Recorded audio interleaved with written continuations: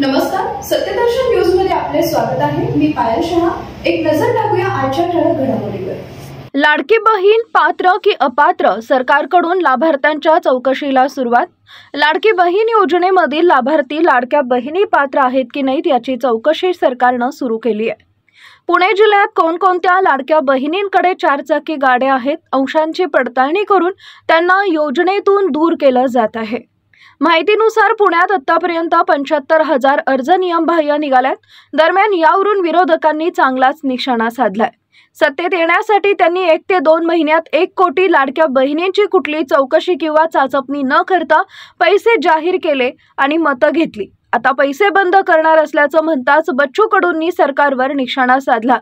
1 महिन्याचं सोडा, इलेक्शन बघून 2 ते 3 महिन्याचे एकाच वेळी पैसे सरकारने दिले आणि आता मात्र पैसे देण्याच्या बाबतीत ते दुजाभाव करतायत। त्यांच्यावरून जाणवते की सरकारमध्ये असणाऱ्या सर्व नेत्यांनी फक्त सत्तेत येण्यासाठी लाडक्या बहिणींच्या मताचा वापर केला असं म्हणत रोहित पवारांनी हल्लाबोल केला। तर विरोधकांच्या आरोपांवर प्रत्युत्तर देताना सत्ताधारी मंत्र्यांनी योजना बंद होणार नसल्याचा विश्वास महिलांना दिला।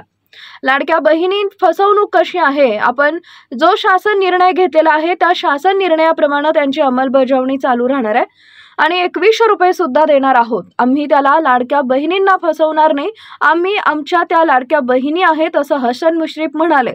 तर कुठल्याही योजना बंद होऊ देणार नाही, कुणी खोडा घालायला आला कोण तर त्याला जोडा दाखवा असं एकनाथ शिंदे यांनी म्हटलं।